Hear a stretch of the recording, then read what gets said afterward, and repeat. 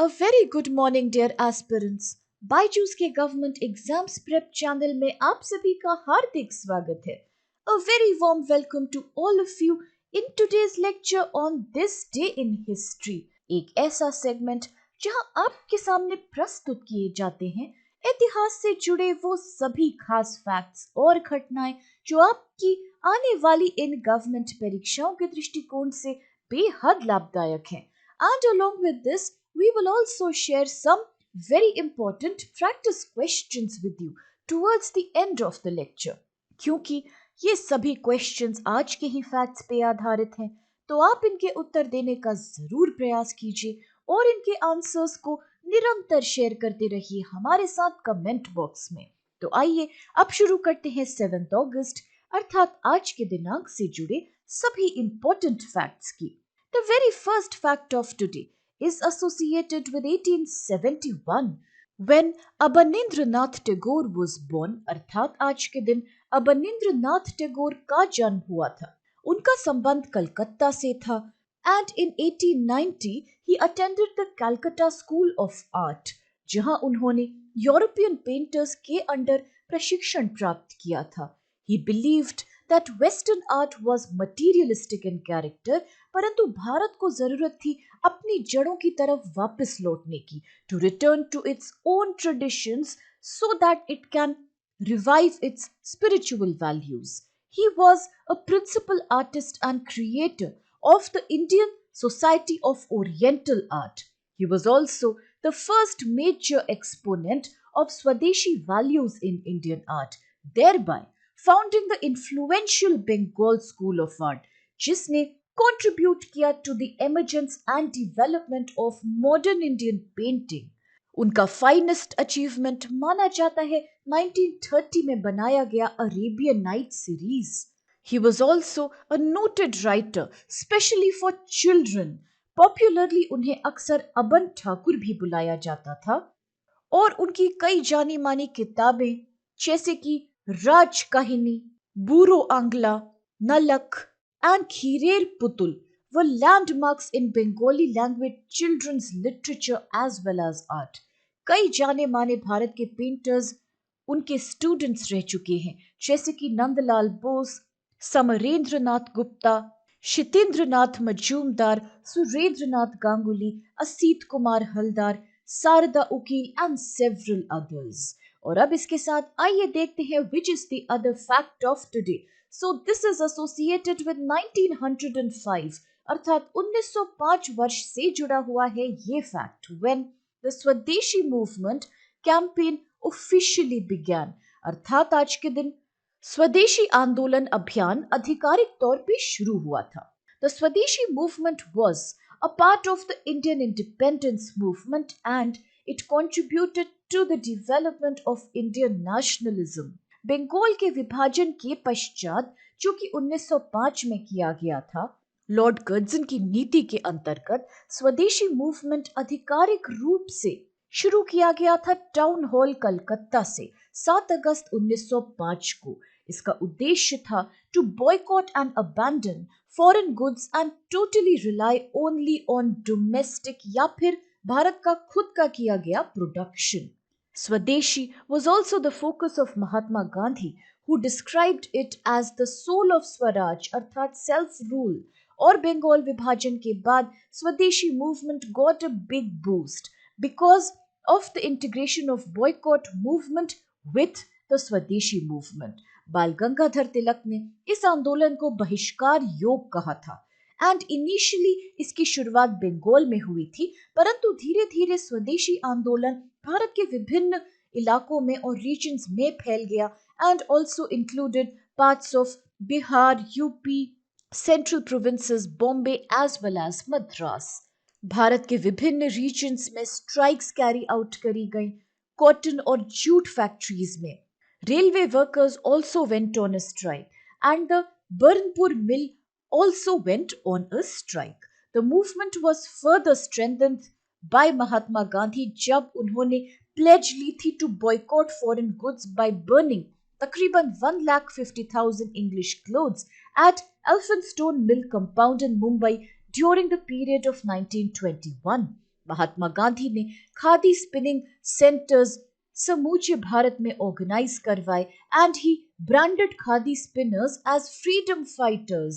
Indians started ditching British goods for Indian products, even though they were costlier.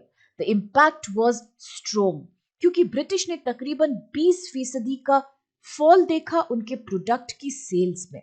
The trio of Lal Bal Pal organized several samitis. Bal Gangadhar Tilak led Ganesh Utsav as a means to popularize the use and consumption of indigenous products. यहाँ ये बात भी अवश्य याद रखिए कि आधुनिक भारत में it was July 2015 when the Indian government declared August 7 as National Handloom Day to create awareness about the importance of handloom industry in India. और इसके साथ अब चल के देखते हैं which is the other fact of today. So this is associated with 1925 अर्थात 1925 का फैक्ट है ये when MS Swaminathan was born अर्थात आज के दिन MS स्वामीनाथन का जन्म हुआ था. उनका संबंध तमिलनाडु स्टेट से है और महात्मा गांधी से प्रभावित होकर उन्होंने मेडिकल फील्ड त्याग के भारत में हंगर प्रॉब्लम को सॉल्व करने के प्रति काम करने का निर्णय लिया था. मनकोम्बू संबासवियन स्वामीनाथन एक भारतीय जेनेटिस्ट एंड एडमिनिस्ट्रेटर हैं who is known for his role in India's Green Revolution. ये तो हम सभी जानते हैं कि Green Revolution was a period when agriculture in India was converted into an industrial system due to adoption of modern methods and technology and the use of high-yielding variety seeds, irrigation facilities, pesticides and fertilizers, जिसके कारण कृषि क्षेत्र का उत्पादन बेहद रूप से बढ़ गया था. तो यहाँ ये भी याद रखिए that it was MS Swaminathan who is called the father of Green Revolution in India for his role in introducing and further developing the high-yielding varieties of wheat in India.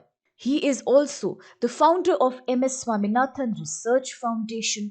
और अगर बात करें इनके द्वारा लिखी गई कुछ पॉपुलर किताबों की, so these include An Evergreen Revolution, Gender Dimensions in Biodiversity Management and Science and Sustainable Food Security. कई अवार्ड्स इन्होंने प्राप्त किए हैं अपने सभी कॉन्ट्रीब्यूशंस के लिए, such as Indian Civilian Award Padma Vibhushan in 1989 and most importantly the Raymond Magsaysay Award for Community Leadership that he received in 1971. And also remember that Raymond Magsaysay has often been called as the Nobel Prize of Asia. और इसके साथ अब देखते हैं आज का अगला fact. This is associated with 1941 when Rabindranath Tagore had passed away. अर्थात आज के दिन रविंद्रनाथ टैगोर का निधन हो गया था. उन्हें अक्सर गुरुदेव के नाम से भी बुलाया जाता है क्योंकि उनका कंट्रीब्यूशन भारत के लिटरेचर और आर्ट्स में बेहद सम्माननीय है. उनका जन्म कलकत्ता में हुआ था in 1861. He became the most influential writer, poet and artist in Bengal as well as in India in the early 20th century. In fact, he became the first non-European to win the Nobel Prize for Literature that he received in 1913 for translation of his own work, जो कि originally Bengali में लिखा गया था, and it is called Gitanjali.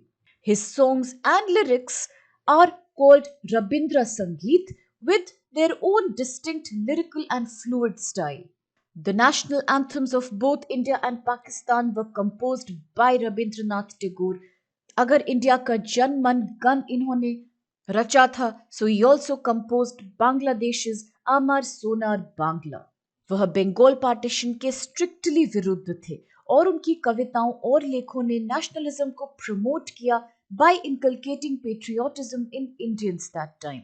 उन्हें British सरकार के द्वारा नाइटहुड प्रदान किया गया था 1915 वर्ष में, परंतु उन्होंने इस टाइटल को त्याग दिया as a mark of his protest against the infamous Jallianwala Bagh massacre that had happened in 1919.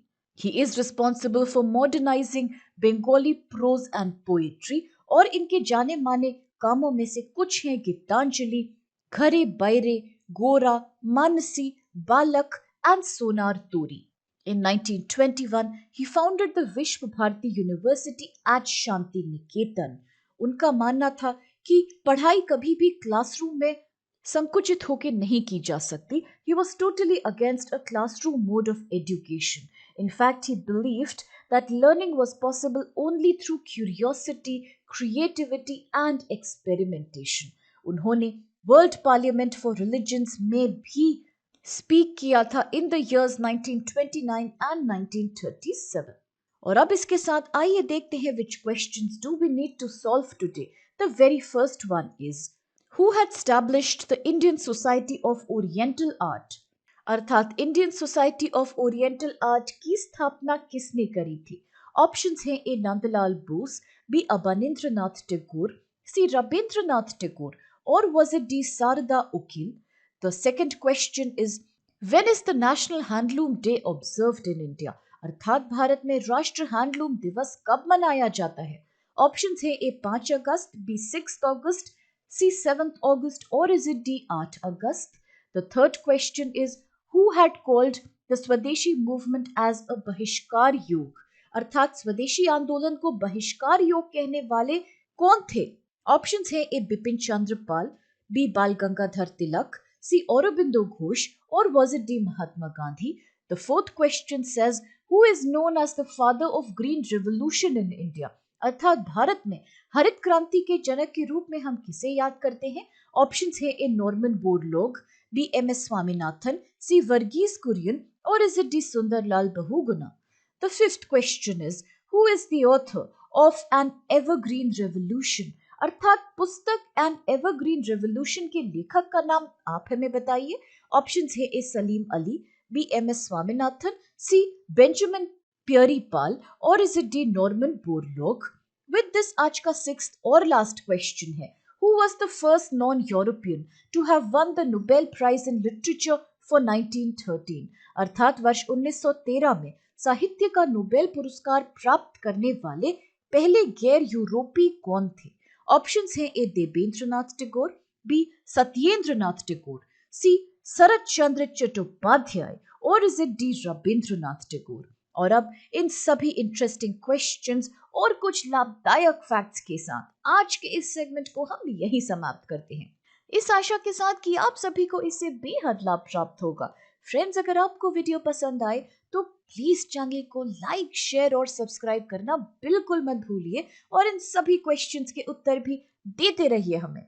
With this, have a great day. Please stay safe and thank you so much to all of you.